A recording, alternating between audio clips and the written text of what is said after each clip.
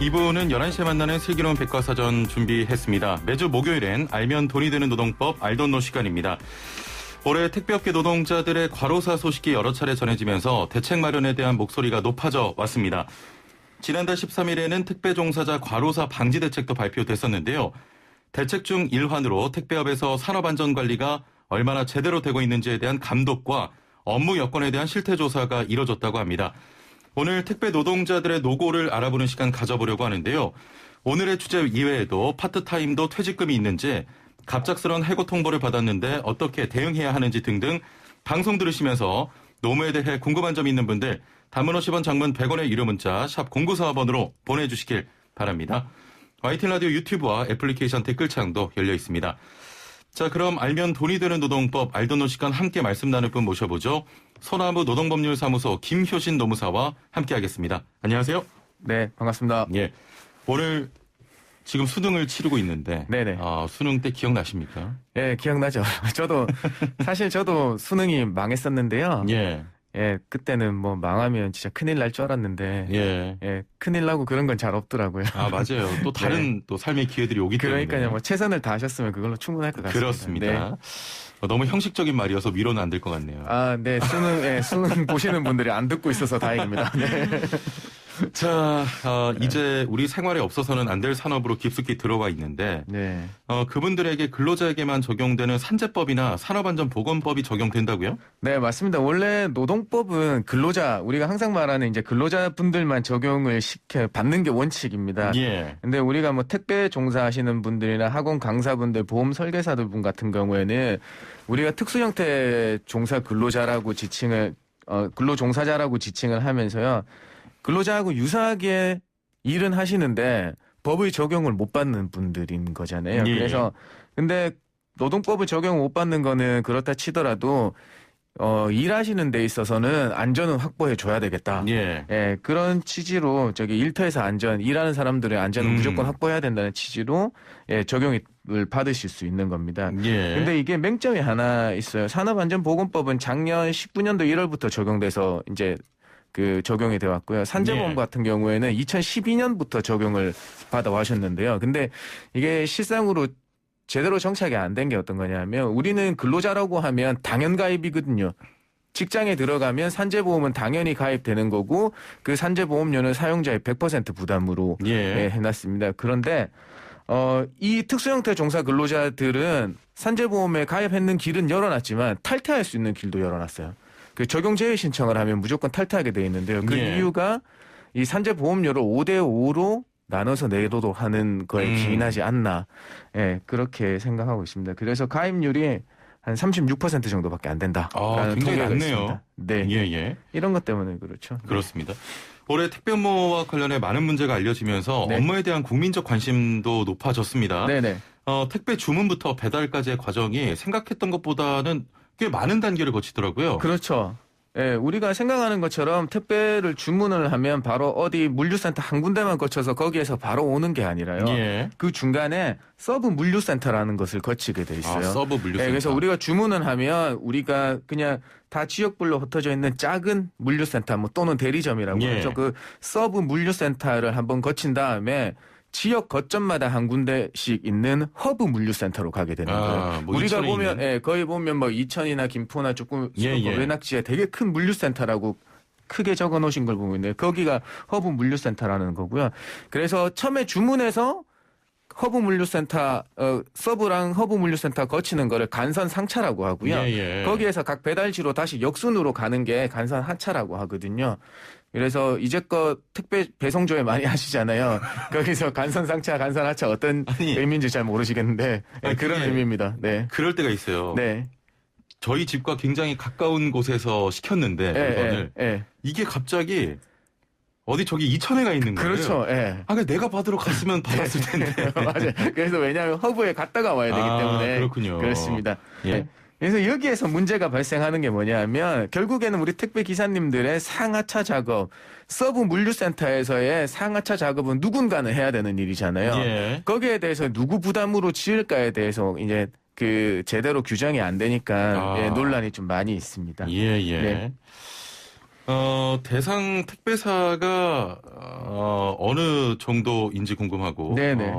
일단은 노동부에서 주요 택배사 그 서브센터에 대해서 네. 그 산업안전보건 감독 결과를 보기에 앞서서 네. 내용을 좀 감독했다면서요. 그렇죠. 왜냐하면 이제 아까도 말씀드렸지만 산재 예방이 제대로 되어 있는지 예. 산업안전보건법상에 사업주가 해야 될 의무들을 잘 준수하고 있는지를 봤는데요. 예. 이런 겁니다. 그러니까 산업안전 그러니까 일을 하시면서 위험 요인들이 많지 않겠습니까? 그래서 산업안전보건공단에서는 택배 종사하시는 분들의 위험 분류 사항들을 한 10매가지를 14가지 15개까지를 그 분류를 해놨단 말입니다. 이런 예. 겁니다. 집화할 때 배송할 때는 교통사 죄송합니다. 네. 마스크를 쓰니까. 예. 예.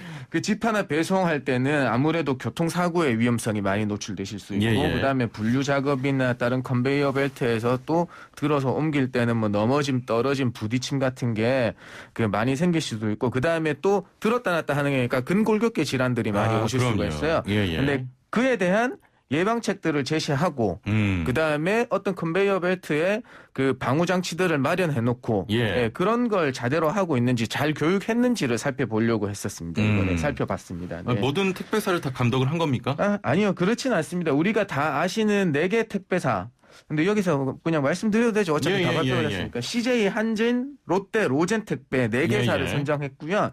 근데 그 4개사에 있는 허브가 아니라 서브 물류센터 440개소와 협력업체 그다음에 대리점 430개소를 했다고 합니다. 그래서 그 서브 터미널이 제일 중요한 거죠, 사실. 서브 터미널인데 440개소라고 말씀드렸는데 44개소라고 말씀드렸는데 이거는 약 10%밖에 안 된다라고 알고 계시면 되겠습니다. 이게 감독 결과도 궁금한데 네. 사실 그다지 좋지 않을 것 같아요. 그렇죠. 긍정적일 수가 없죠. 네. 이제껏 왜냐하면 택배 기사분들의 가로사가 많이 발생했다는 건 그 산업에 분명한 문제점이 있었다는 그렇습니다. 거잖아요. 그래서 결국에는 특수형태 종사자분들이니까 노동법, 근로기준법을 감독할 수는 없고 산업안전보건법을만 감독을 했는데 그중에서도 132건이 사법 처리 대상이었다고 해요. 그래서 법 위반으로 기소 의견으로 검찰로 송치됐고요. 그다음에 바로 과태료 부과할 수 있는 조항만 금액으로 해서만 총 2억 500만 원을 부과했다고 합니다. 어떤 거냐 보니까 역시나 가장 기본적으로 안전장치를 갖춰놔야 되는 컨베이어 벨트에서의 그 보호장치 있잖아요. 컨베이어 벨트에 접근하지 못하는 그 어떤 레일이 돌아가는 쪽에 방호장치가 미흡했다는 거고요. 그다음에 그런 건 생명과 또 직결될 수 있는 문제인데. 그렇죠. 그다음에 비상정지장치도 없었는 데가 있었대요. 왜냐하면 뭔가 끼우면 바로 비상정지 장치 눌러서 중단을 시켜야 되는데 그런 데도 없었던 것도 있었다고 하고요. 그다음에 근골격계 부담에 대한 보호 조치 위반도 많았고 더더군다나 안전보건 교육은 거의 미실 씨가 대다수로 차지했다고 합니다.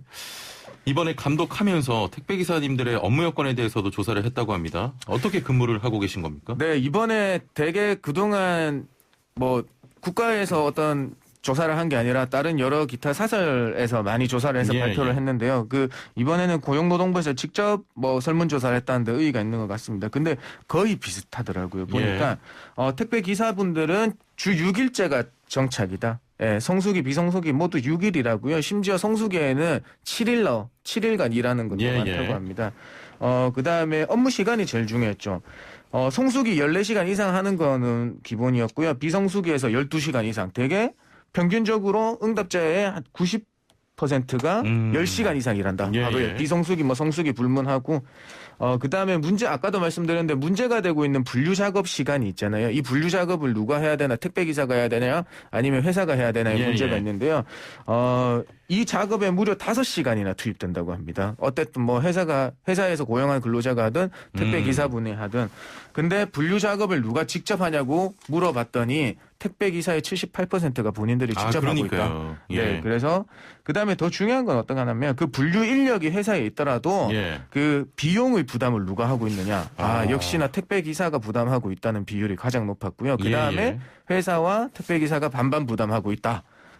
응답하는 수준이었습니다. 그다음에 마지막으로는 가장 기본적인 것이라고도 할 수 있는데요. 그러면 점심은 어떻게 해결하시고 몇 분 정도 하십니까? 라고 여쭤보니까 점심시간은 30분 미만으로 차에서 해결한다는 응답이 대부분을 차지했다고 합니다. 자, 6587번님께서도 택배비 아무리 무겁고 비싸도 기사의 수수료는 1,000원 미칩니다.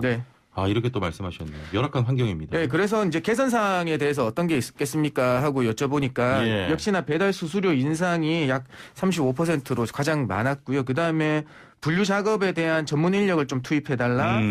그다음에 개인 그 지연 배송에 대해서 허용을 조금 해달라라는 예, 개선 사항의 목소리가 높았다고 예. 합니다. 우리 시민들도 사실 택배 늦게 오면 욕하잖아요. 아, 네. 네, 그런 또 시민분들의 인식 개선도 좀 필요해 보이겠습니다. 네, 마음이 조금 급하신 걸 좀 내려놓으시고요. 예, 예. 네, 그랬으면 좋겠습니다. 참 들어보니까 노동 여건이 열악한데 네. 여기에 대한 대책도 이번에 발표가 됐습니까? 근데 뭐 대책이라고까지 좀 칭하기에는 조금 어렵고요. 그냥 예. 향후 계획 정도로만 봐주시면 되겠습니다. 여기서 어떻게 이제 추진이 되고 안 되고 해야 될 게 나오기 때문에 결국에는 이제 업체들이나 거기가 산업안전보건법 안 지킨 거 어떻게 할 거냐? 아, 결국에는 지도 점검 계속 이어나가겠고, 법을 잘 모르고 있으니까, 홍보를 더 강화하겠다라고 발표했고요. 그 다음에 이번 발표에 대해서 택배업계 종사협회나 뭐 산업에 관계 있는 분들을 간담회를 개최해서 이 심각성을 조금 알리고, 예. 예, 경각심을 뭐 환기시킨다고 합니다. 그 다음에 예, 예.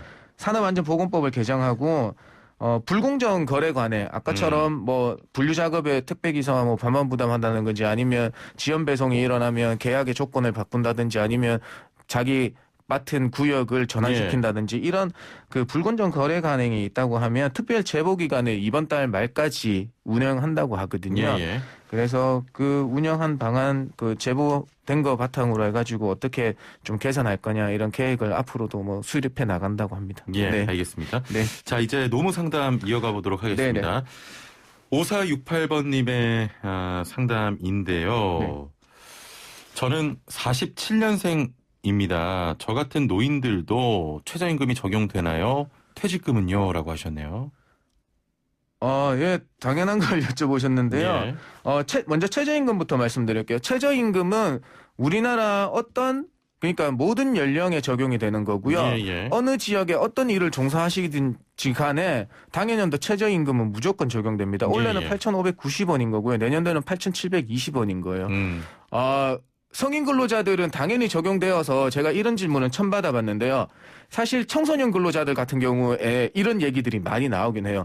청소년도 최저임금 적용받을 수 있어요. 예. 왜냐하면 청소년들은 약하니까 일을 덜 한다는 인식이 있었는데 우리 선생님도 문자 주신 분도 그런 생각이신 것 같아요. 네, 당연히 적용받을 수 있고요. 당연히 1년 이상 근무하시다가 퇴사를 하시면 퇴직금 나오고. 받으실 수 있습니다. 근로기준법 당연히 적용받으실 수 있습니다. 예. 네. 혹시 뭐 안 되는 것이 있습니까?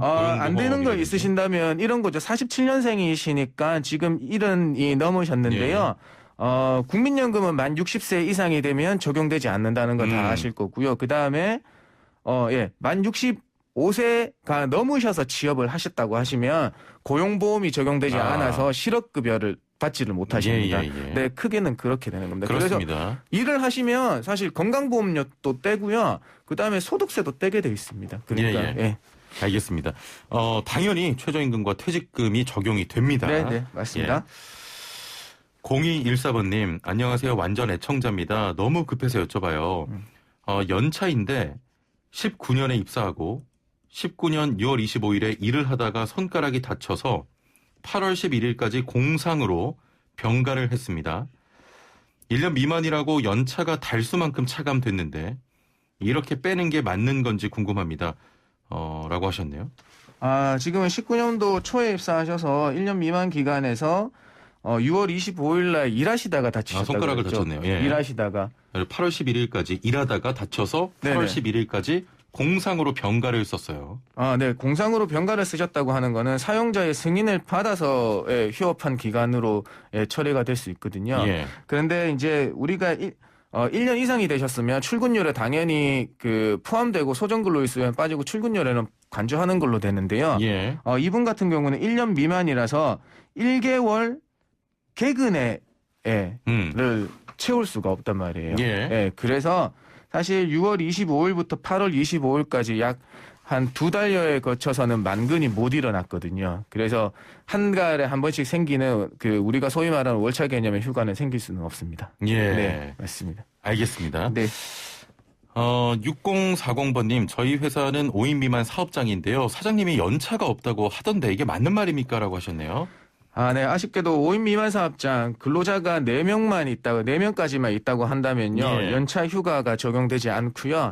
그다음에 연장근로, 우리가 소정근로 시간보다 더 많이 일하시더라도 연장근로 가산수당을 받지를 못하세요. 예. 예, 그게 가장 애로사항입니다. 그래서 4인 사업장에서 왜 이렇게 차별 적용하는 데에서도 이게 약간 평등하지 못하다는 얘기들이 많았잖아요. 근데 헌법재판소에서 위헌 소송을 많이 제기를 했었는데요. 근데 매번 나오는 게 뭐 영세 사업장의 현실을 고려해야 된다. 그다음에 근로감독의 능력의 한계도 고려해야 되기 때문에 합헌이다, 위헌 아니다라는 결정이 계속 나오고 있습니다. 예.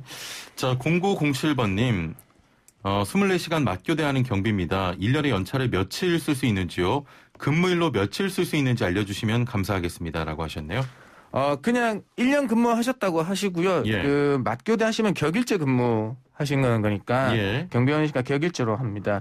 근데 15일 연차의 발생은 똑같이 발생을 해요. 그런데 고용노동부에서는 하루를 사용하면 2일을, 그러니까 이분께서는 그냥 맞교대니까 그냥 그날의 연차를 사용하셨다고 하루만 사용하신 걸로 알고 계시는데 결국에는 이틀을 차감해도 된다고 해석하고 있거든요. 예. 왜냐하면 양일간에 걸쳐 있으니까 격일제니까 한 번 사용할 때 2일의 차감이 가능하다라고 예. 생각하시니까 결국에는 한 번 쓰시면 연차가 이틀이 차감되는 게 발생하니까 사용하시는 거는 7.5일인 거죠. 예, 그렇게 보셔야 되는 거예요. 7.5일을 사용할 수가 있는 거예요. 7.5회를 사용하면 15일이 다 소진되는 거죠. 라고 이해를 해 주셔야 돼요. 예. 네. 하루 쓰는데 이틀 쓰는 걸로 되는 겁니까? 저도 이게 처음에 노무사 자격증 따고 나서 공부할 때 이게 정말 이해가 안 됐어요. 예. 왜냐하면 아무리 격일제라고 그러더라도 한 번 사용하는데 이틀을 차감을 해도 된다? 예. 저도 지금도 이해를 못 하고 있습니다. 그렇군요. 예. 근데 이게 거의 노동부에서는 예전부터 확립된 그 유권 해석으로 적용시켜 가지고 있어가지고요. 예. 그렇게 적용된다고 말씀드리겠습니다. 알겠습니다. 네. 7479번님, 건물 관리 대가로 한 달에 21만 원을 지급합니다. 그럼 고용보험과 산재보험료는 한 달에 얼마 정도 발생할까요? 답변 부탁드립니다라고 하셨네요. 네, 뭐 산재보험 같은 경우에는요. 어차피 요거는 제가 요율이 각각 다르기 때문에 사업장 규모에 따라서 요거는 근로복지공단 그 사이트 들어가셔가지고요. 산재보험 요율에 대해서 검색하시고 그걸 하시면 돼요. 왜냐하면 그렇게 하시면 되고요. 고용보험료는 21만 원에 0.8% 계산하시면 됩니다. 네. 그러면 요게 이제 근로자 0.8%는 사실 근로자에 대해서 21만 원에 대한 고용보험료를 공제해야 되는 거고요. 그리고 사용자, 우리 지금 그 문의 주신 분의 입장에서는 납부해야 되는 금액은 0.8% 본인 이제 회사 부담 0.8%. 그다음에 여기는 포함되어 있지 않지만은 고용안정직능개발비라는 것도 있어요. 그렇기 때문에 요거 고용산재보험료 역시 우리 그 근로복지공단 토탈 사이트를 가면 계산기가 있으니까 한번 21만 원 넣어서 한번 계산해 보시는 게 제일 빨라요. 네. 자, 0486번님, 와이프가 제 거래처에 2020년 9월 달에 근로계약서 작성하고 병원에서 일을 하다가 2020년 11월 28일에 그만 나와도 된다고 하며 실수한 게 있으니 내일부터 당장 나오지 말라고 합니다. 병원에 피해를 입힌 것도 아닌데 권고사직을 당했습니다. 그리고 저희 회사에 전화해서 와이프가 권고사직 당했으니 거래 못하겠다고 하는데 저도 기분이 몹시 나쁘고 와이프도 어이없어 합니다. 권고사직 근무는 3개월인데 실업급여 받을 수 있을까요? 라고 하셨네요. 그 입사일이 언제라고 말씀하셨죠? 2020년 9월 달에. 9월 달 정도에 입사하셔서 11월 28일 날 해고를 당하셨다고 하시는데요. 석 달 좀 안 되게 일을 하신 것 같습니다. 네네. 지금 해고를 말씀하시다가 공고사직도 말씀하셔가지고 조금 헷갈리긴 한데요. 결국에는 수습 3개월의 기간 동안에 본처형이 안 되신 걸로 생각하시고 또 그 다음에 나가라고 하니까 이 권고사직과 해고의 용어를 명확하게 아셔야 되는데요. 권고사직은 회사가 먼저 사직을 권유하고 내가 그거를 받아들였다는 의미인 거고요. 그다음에 해고는 사용자가 일방적으로 내일부터 나오지 말라고 하는 겁니다. 해고 아닙니까 이거? 네, 그렇죠. 요거는 아까 내일부터 나오지 말라고 했으니까 해고인 거죠. 그런데 실업급여를 물어보시니까 해고 이 5인 사업장에서 부당 해고는 구두상 해고했기 때문에 당연히 부당 해고는 성립을 하는 거고요. 예.